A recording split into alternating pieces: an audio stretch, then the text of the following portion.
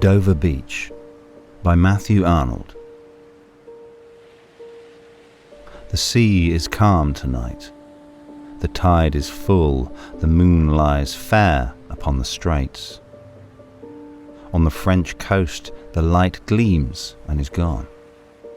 The cliffs of England stand, glimmering and vast, out in the tranquil bay. Come to the window, sweet is the night air, only from the long line of spray, where the sea meets the moon-blanched land. Listen, you hear the grating roar of pebbles, which the waves draw back and fling at their return up the high strand, begin and cease, and then again begin, with tremulous cadence slow, and bring the eternal note of sadness in. Sophocles long ago heard it on the Aegean, and it brought into his mind the turbid ebb and flow of human misery. We find also in the sound a thought, hearing it by this distant northern sea. The sea of faith was once too at the full, and round earth's shore lay like the folds of a bright girdle furled. But now I only hear its melancholy, long withdrawing roar, retreating to the breath of the night wind down the vast edges drear and naked shingles of the world. Ah, love, let us be true to one another, for the world which seems to lie before us like a land of dreams, so various, so beautiful, so new, hath really neither joy nor love nor light, nor certitude nor peace, nor help for pain. And we are here as on a darkling plain, swept with confused alarms of struggle and flight, where ignorant armies clash by night.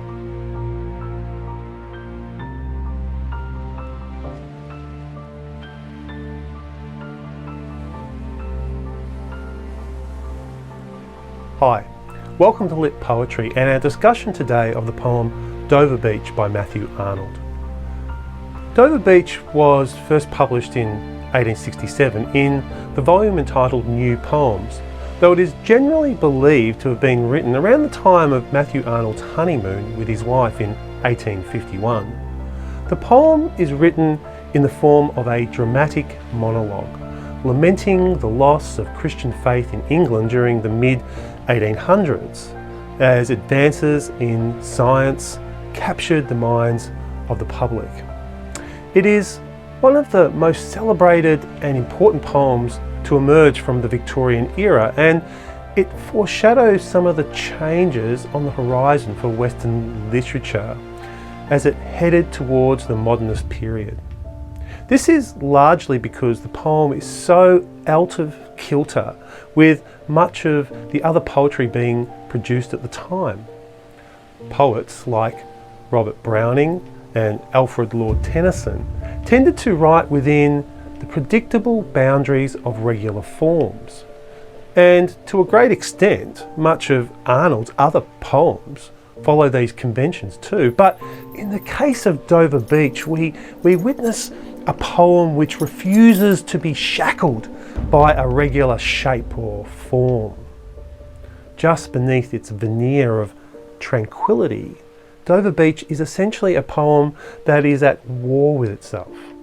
The subtle wrestling taking place within its lines of poetry and between its stanzas echo the deep psychological and existential questioning rising to the surface of society in the second half of the 19th century, especially in the wake of the publication of books such as The Origin of Species by Charles Darwin. Throughout this period, advances in evolutionary biology were casting doubt over the idea of man being at the centre of the universe created by God. In addition to Darwin, Charles Lyell's discoveries in the area of geology and Mary Anning's discovery of strange fossils in a location adjacent the English Channel, just like this poem, raised serious doubts over the alleged timescales of the world's creation as described in the Bible. these discoveries and others were setting in motion a large-scale paradigm shift in Western thought, and to individuals raised within a Christian culture like Arnold, whose sense of identity and meaning were developed within this authoritative framework, suddenly feelings of anxiety, uncertainty and doubt were casting lingering doubts about what these changes actually meant for both this present time and for the future. Arnold's poetry is known for its contemplation of isolation, the dwindling faith of his age, and it's also known for its subtle style.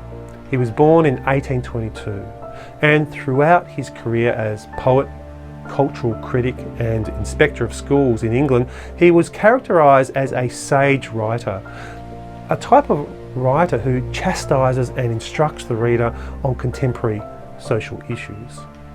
Matthew Arnold died in 1888 in Liverpool.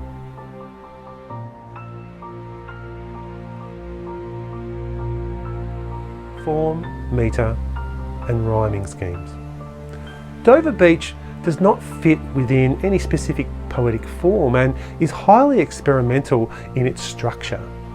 The uneven and seemingly irregular form of the poem mirrors the speaker's disturbed and troubled reflection on humanity's loss of faith. In other words, the speaker's personal struggle to adequately articulate, order and express the frayed thoughts rolling around in his head is made visible in the poem itself. While much of Victorian poetry embodied principles of uniformity and strict obedience to well-known structures, this poem's departure from that rigidity signals a break with the past. Time now stands on a historical precipice, a transition point from a culture based on the adherence to faith to one dependent on the worldview of science. Like the form, the metre in Dover Beach is also confused in its arrangement. The unpredictability of the rhythms within the lines can be witnessed in both the varying length of the lines and the stressed and unstressed syllables used. The restless variation is quite unusual for the Victorian time period, and again it echoes the troubled vortex of thought spiralling through Arnold's mind. At times, the poem, especially in the first stanza, seems rich with iambic patterns of words. Even if the line lengths vary from the outset, we see this beautiful di-dum, di-dum, di-dum, unstressed, stressed syllable rhythm in the following line. The sea is calm tonight, the tide is full, the moon lies fair upon the straits. Here the rhythm creates a gently rocking ocean impression which reinforces the shoreline setting of the poem. But in the next line, the iambic pattern gets broken and struggles to re-establish itself. Upon the straits, on the French coast, the light. Listen to this line, this difficulty which the poem therefore has in re-establishing its most beautiful iambic rhythms, which becomes even more pronounced towards the poem's end, embodies and amplifies the confusion, struggle and clash brought about by the loss of faith in society being ushered in through the rise of science. And finally, the rhyme scheme in Dover Beach is also erratic. While the rhymes are clear to see, there is no pattern to their inclusion, which is unusual for a Victorian period poem. Look at the uneven rhyming in stanza 1. There are no couplets or non-regular alternating patterns. The rhyme scheme of the poem is actually a struggle between order and disorder, pattern and chaos. The speaker's internal confusion is highlighted here once again. The speaker wants the world to make sense and feels that religion once fulfilled this role. Now, however, with faith in retreat, the speaker fears the future and its potential chaos. For example, will the loss of faith, which also underpins Western ethical systems of thought, also lead to a watering down of moral standards and the potential growth of a world where ignorant armies clash at night?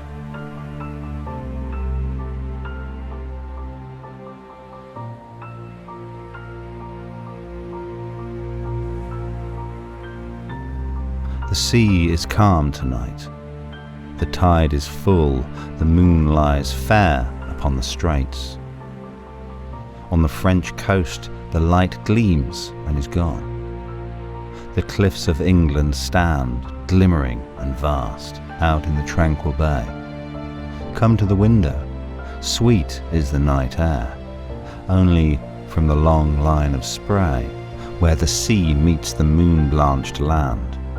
Listen, you hear the grating roar of pebbles, which the waves draw back and fling at their return up the high strand, begin and cease, and then again begin, with tremulous cadence slow, and bring the eternal note of sadness in. The poem opens with a rather modest and mild statement that the sea is calm. The full stop in line 1, added to the simple vocabulary and regular iambic metre, gives the line a serene feeling. The sea is calm tonight, the tide is full, the moon lies fair upon the straits. The start hints at regularity, everything is in order. It also invokes a feeling of uncomplicated beauty. The consonance in these lines is smooth and has a contemplative quality. The L sounds in the words calm, full and lies have a drowsy but enchanted feeling embedded in them. Furthermore, the soft N sounds in tonight, moon and upon actually are beautiful, but they also give this hint of inner conflict that is to take place in the rest of the poem. Enticed into the poem, this opening leads the reader into a false sense of security which quickly unravels as the poem builds momentum.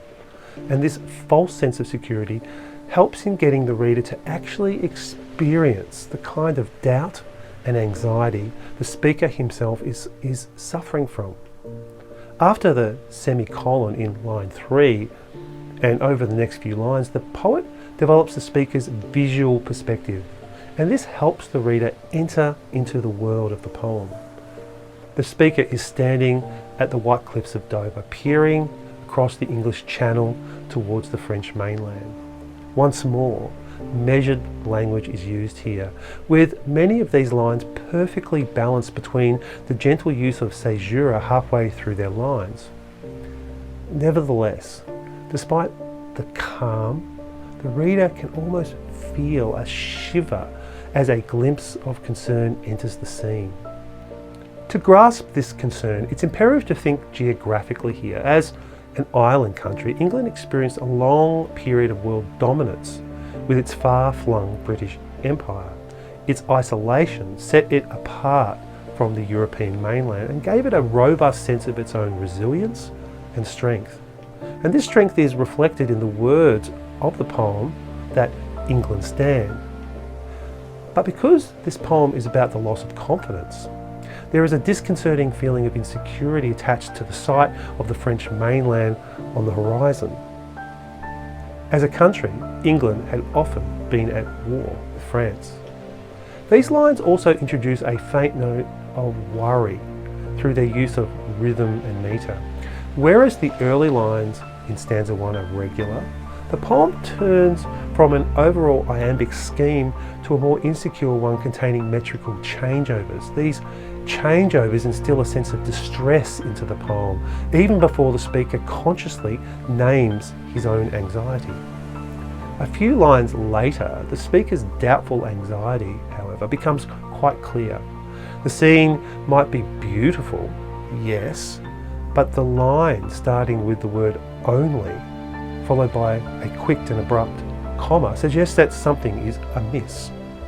The speaker is looking out on a kind of border zone filled with the sounds of sea spray, the point where the land meets the sea.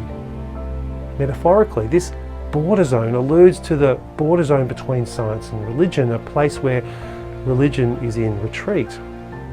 The purpose of the border of wave on shore becomes clear with the speaker using the imperative listen in line 9. This order points to another kind of border zone, one moving the reader from sight to sound.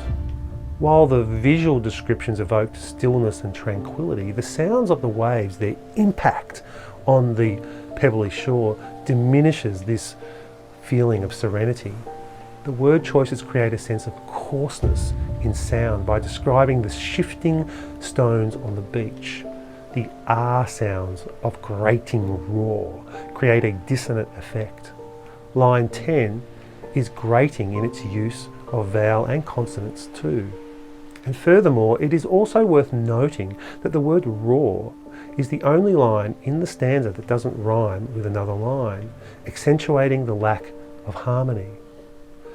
The pebbles are described as being dragged forward and back by the waves. The pebbles are constantly settling, only to be almost instantly unsettled by the next wave. The pebbles are therefore symbols of uncertainty, and the frequent use of caesura in the form of commas reinforces the lack of harmony in these lines. The first stanza concludes with the speaker hearing a sadness in the sound of the eternal rhythm of the waves. With the introduction of this sadness, the language of the poem begins to settle once again. The idea of the eternal quietens the speaker once more. The soothing S sounds in tremulous cadence, slow and sadness relax the language of the poem, but now the calmness contains a hint of melancholy rather than contentedness.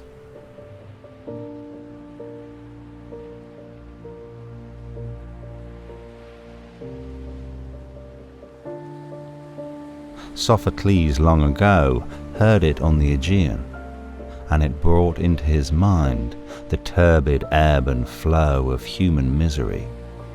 We find also in the sound a thought, hearing it by this distant northern sea. In this stanza, Arnold introduces an allusion into the poem. In short, the speaker invokes the name of Sophocles, an ancient Greek-era playwright. But why, you may ask? Well, maybe it's because Sophocles' plays are rife with tales of human suffering, and the speaker can see how this problem has not disappeared with the passing of time. Furthermore, the allusion to Sophocles might be warranted as Sophocles' own society underwent a radical change in history and a fall from cultural ascendancy that included a loss of faith in its pantheon of gods. In that way, the speaker, who is educated enough to know Greek tragedy, feels there is a very close connection between the metaphorical death of those gods and the death of the Christian God. The break between the last stanza and this one also marks an important psychological shift in the speaker as his outlook becomes more thoughtful and philosophical. He extricates himself physically from the location in Dover and embarks on a mental journey back to ancient Greece. It's interesting to note that in Sophocles' plays, and in particular in the play Antigone, the gods are presented as inflicting ruin on humanity as a cyclical basis that is directly compared to a tide. Finally, Sophocles' life spanned the Greek times of conflict between Athens and Sparta in the Peloponnesian War, which brought Athenian dominance to an end. Sophocles then witnessed a world transforming in a variety of ways. In imagining that Sophocles heard the same eternal sadness in the sound of the waves suggests that the speaker sees a similar transition facing the speaker's own society.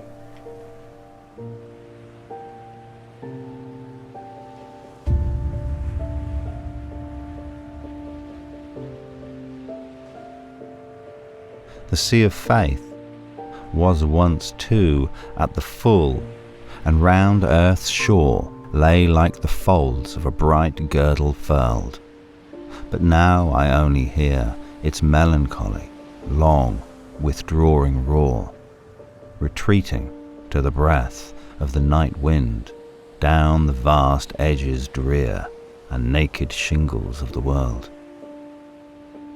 Following the last stanza break, this new section of the poem undergoes another significant change. While stanza 2 examined the classical period and compared it to the current historical period, this new stanza delves into the more recent past. The poet here is mourning over the decline of faith. Of course, scientific advances during the Victorian era in geology, evolutionary biology, and the close re-examination of the Bible had cast a long shadow over literal interpretations of the Bible. Arnold here uses the metaphor of the sea to describe a time when faith securely encompassed every country of the world. This metaphor creates an immense image in the reader's mind of the world surrounded securely by the divine waters of certitude, order, and belief. The poet also adds a simile to the stanza, writing that the sea of faith was once like a girdle, a type of belt that encircled the world and kept its attire, its clothing, in order. A girdle, after all, is a piece of clothing that holds things together and stops clothing from falling open. The inference here is that without religious faith, humankind is kind of stripped naked and unprotected. What's more, this idea of being naked and exposed is reinforced by the reference in this stanza to naked shingles. This diminishment of faith is further confirmed within the grating sound of the waves and the pebbles. The strong proliferation of strong R sounds in this section brings audible definition to the idea that believers in God are now letting out a dying roar. The heavy R consonant sounds can be heard in the words girdle, hear, withdrawing, roar, retreating, breath, drear. This clever consonance creates a grating chorus, if you will, of roars through this whole section.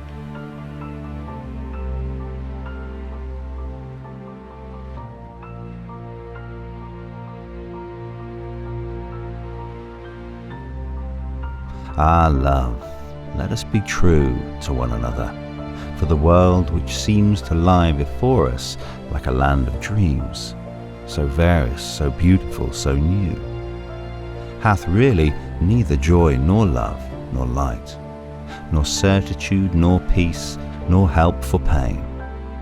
And we are here as on a darkling plain, swept with confused alarms of struggle and flight, where ignorant armies clash by night. In the final stanza, the speaker looks for a means to keep the tide of modernity at bay. Turning to his love and the very notion of love itself found in human relationships, the speaker suggests that an answer may be found in people being true to one another. In this way, love, or authentic love, is presented by the speaker as the only possible solution to the loss of faith, perhaps because it goes some way to replacing the love between God and humankind. But ultimately, the speaker's words come across as ineffectual. What follows is a list outlining the speaker's epiphany about the world he inhabits that has lost its traditional moorings in life. Without faith, the speaker believes that the world becomes an illusion, a land of dreams. To the reader, even the natural beauty of the world is not an antidote to his existential pain, but only a reminder of human insignificance, where the possibilities of experiences such as joy, love, light, certitude, peace, and relief from pain can never truly be. The last three lines of the poem mark another poignant transition in the poem, representing a further development in the speaker's psychological state. The speaker refers to we. And this could be referring to humanity in general, or just he and his lover who are now on a darkling plane, contemplating the future. They are no longer in a real world. This darkling plane is a chaotic, terrifying place. It is full of alarms of struggle and flight, and of clashing ignorant armies. The implication is that the speaker and the speaker's love, or all of humanity for that matter, are caught up in a seismic shift moving faith towards scientific skepticism. Yet for the speaker, the modern era doesn't represent an increase in clarity or a better understanding of the world. Instead, in the undoing of the certainties of religion, its moral codes, spiritual promises on the way it can give meaning to people, science replaces faith with confusion and a perpetual state of not knowing. This uncertainty intensifies for Arnold the idea that the end of the era of faith will usher in an era of conflict. And the speaker implies that humankind will lose its way and fight itself blindly in the darkness of spiritual meaninglessness. And in this, his words written long before the advent of the great wars of the 20th century and the development of the atomic bomb, we can hear the sound of a prophetic voice warning us of the future. Thank you.